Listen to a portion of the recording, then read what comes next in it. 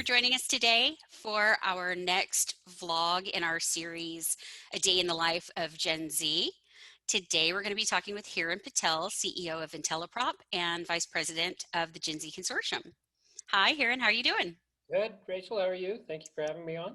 Yeah, doing well. Yeah, thanks for coming and thanks for chatting with us today. We had a few questions we wanted to ask you just to learn a little bit more about your experience with Gen Z, how IntelliProp's engaging, and whatever you'd like to share. So I'll go ahead and kick it off.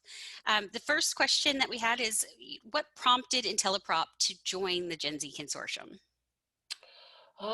Yeah, let's see. We've been members for 3 years, coming up on our fourth, I believe. So I'm going to have to jog my memory a little bit here. Uh, I think back then we had just completed our first SATA SSD controller for a big project for a customer. We were looking at probably doing our next SSD controller, NVMe SSD controller. And then we got a phone call from our partners at Xilinx saying there's a company down in Round Rock that needed some help with FPGAs, and another company in Houston.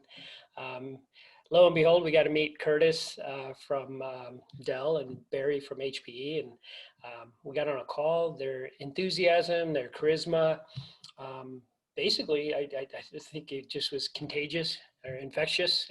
We did a little bit of research on Gen Z and joined with both feet and haven't looked back. That's great. Awesome.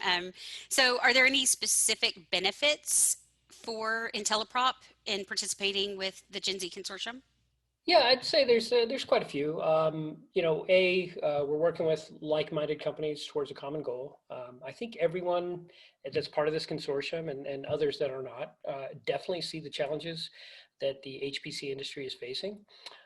But the companies in the consortium, especially the active ones, are really trying to find ways to solve them. Being a member of the consortium, you get feedback from companies ranging from the cable manufacturers, PCB guys, verification IP, design IP guys, OEMs, and the CSPs themselves. So kind of everybody's coming together trying to solve these problems. Another benefit is the exposure you get to these tough challenges. So myself as an engineer, we're taught that there's always a solution. And it seems like the consortium has a never-ending supply of problems to throw at you. So, a couple of the challenges we're doing within IntelliProp is we're focused on getting latency as low as possible in our IP and in our proof of concepts and our other projects. And the last benefit, it may be a little bit more specific to us, because we're a small company. We've just gotten a lot of visibility into what we're doing, where the industry's headed, and I think IntelliProp's ability to solve difficult problems. Great. So you talked a little bit about how the consortium has helped IntelliProp, but how has the Gen Z technology specifically influenced IntelliProp's developments? When we first started, our thought was we would develop IP. A basis for a silicon design is getting the IP right, getting the IP to multiple customers. If your IP is being used in multiple products, right, then there's a good likelihood that everybody's going to connect, etc. So we started off by offering IP to members to get products out, and then while we still offer IP, we've taken a more active role in the proof of concepts, the POC working group, but we've also started to look for ways to build silicon using Gen Z. So we're actually trying to migrate into Gen Z. So Gen Z is kind of taken over our whole roadmap. We've gone from IP to proof of concepts to even looking for ways to make silicon. That's cool. Okay.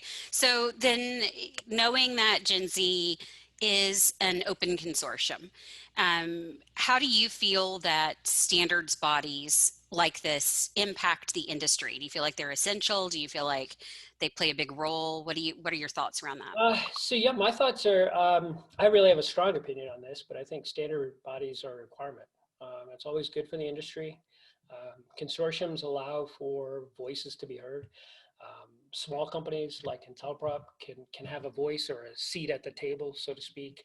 Um, you know, so I think in a way you get a variety of input, you get everybody's thoughts, and it's not just one company driving the whole thing, but several companies coming together and putting something together that ultimately everybody gets on the same page and everybody's behind, right? So I feel strongly about that. Always have. So, speaking of feeling strongly about Gen Z and about the consortium, you recently took over the role of Vice President of the Gen Z Consortium. So, I'm interested to know what you see for the future of the organization. Yeah, so we've had and continue to have great leadership at the consortium with guys like Barry, Curtis, and Larry. So I really appreciate the opportunity in this new role, and I'm really looking forward to working with those guys this year and next. In the short term, what I see the Gen Z organization is continuing to press on. I know there's a few open items. I know we have to get that compliance and interoperability spec out. I know there's work being done on the 112 gig specification.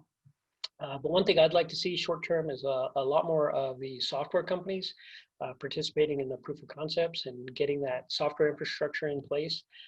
Smart Modular just announced a development kit for software developers. So I think that's a great way to start. I'd encourage any company that wants to play around with Gen Z or help contribute to the software aspect of it to get a kit. Longer term, that's my short term views. Longer term, I definitely we're also members of CXL, and what I see is a very symbiotic relationship between CXL and Gen Z, and I think working together, I see exciting solutions coming to the industry from both of those consortiums. Great. So, what would be your number one takeaway for someone that might be interested in joining the consortium or thinking about it? Yeah, so I would say all of the companies in the consortium are here to help. When I first joined, I think it was Don from HPE. I remember I was on a call and he'd remind everyone that, hey, our job is to work together. We would compete later. And he always had that "we'll compete later" mantra.